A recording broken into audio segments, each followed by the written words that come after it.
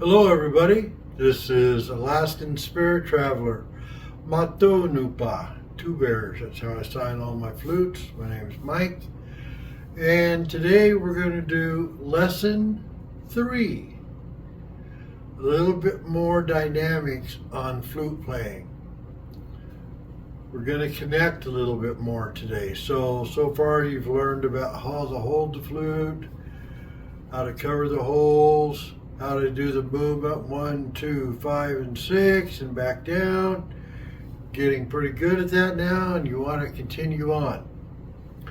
So today let's talk a little bit more about flute theory. Flute theory is a wonderful thing. Keeping your fetish secured properly, how to make sure you let your flute dry out occasionally. I'll move my fetish down, tighten it to the flute when I'm not playing it anymore. I will put it on my pillow. That way I have to pick it up every night before I go to bed and just do a basic, simple exercise on it that I like. Another good one is I'll pick up the flute unseen. I don't look at it, and I just find the holes. It becomes a second extension of my hands. So today we're going to talk a little bit about how to play the flute. Now, when the ancestors used to play the flute, they didn't just pick it up and blow in it. They did a little bit, but we've talked about this before. When the flute players, ancestral flute players, played the flute, they prayed into the flute. The simple act of breathing is a prayer, but we're going to actually pray into the flute. A good example of that is we worked on 1, 2, 5, and 6. We're good.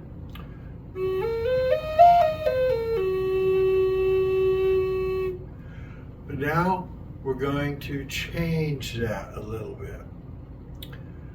We're going to pray into the flute. Donkashila, grandfather.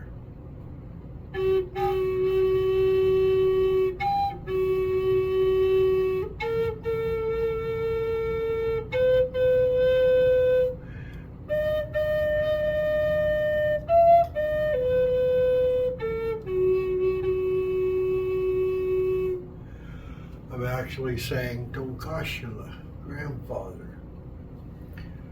A good exercise to start understanding the dynamics on how to play the flute is Kutu. That's K-U-T-U. Kutu. What I mean by that is we can play into the flute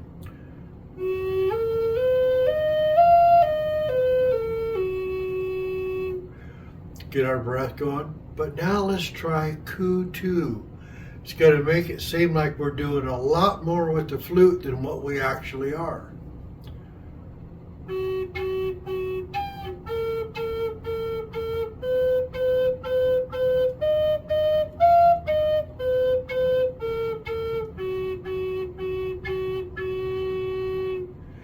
All I'm doing is Kutu. So a good exercise when you feel like you've gotten to the point where you want to start experimenting with that, say something simple like, "Where's my dog? I went to town." But say it into the flute. I went to town.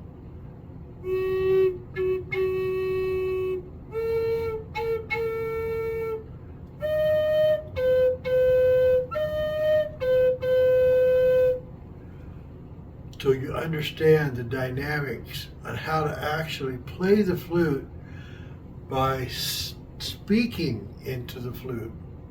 You're taking those words or prayers and putting them into the flute, which is pervading them into the natural and spirit world around us.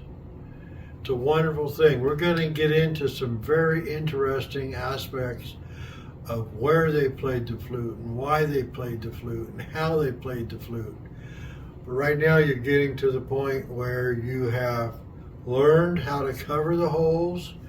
You're getting proficient at that. Just keep practicing that and have fun with it. It's pretty simple. Just stay with it. Put your flute on your pillow. That way you have to at least pick it up every night and play it for even 5 minutes.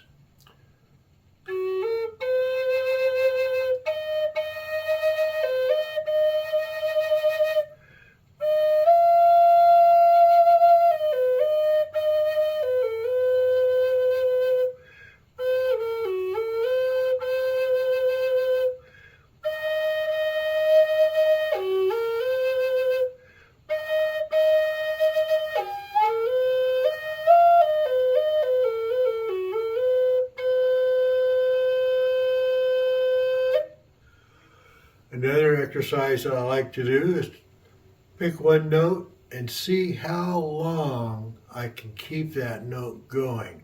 It's a great exercise. Just practice your breath control.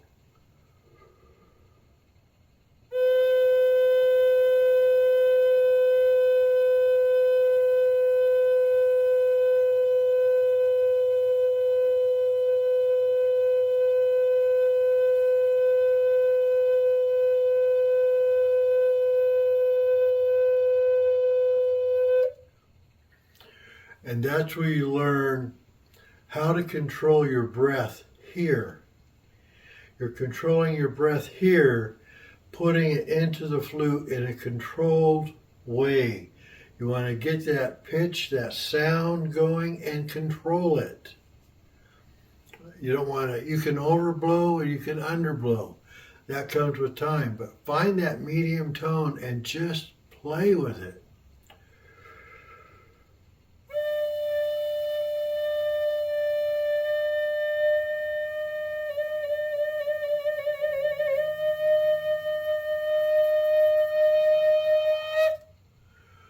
Another thing is make your air fluctuate.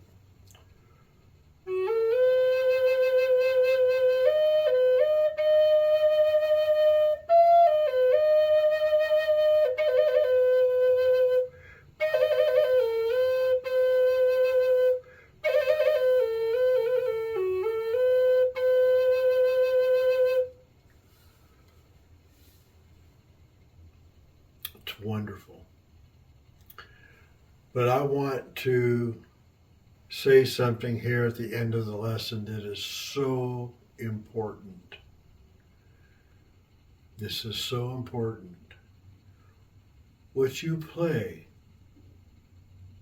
is important, but what you don't play is more important. The world and nature that is around you listens to the flute, but it wants to jump in there and it wants to express itself in a way that only nature can. What I mean by that is what you don't play is just as important as what you do play. Let's try the sunrise song. And maybe you can hear how when I pause, the deafening silence rushes in to be part of the musical, wonderful sound.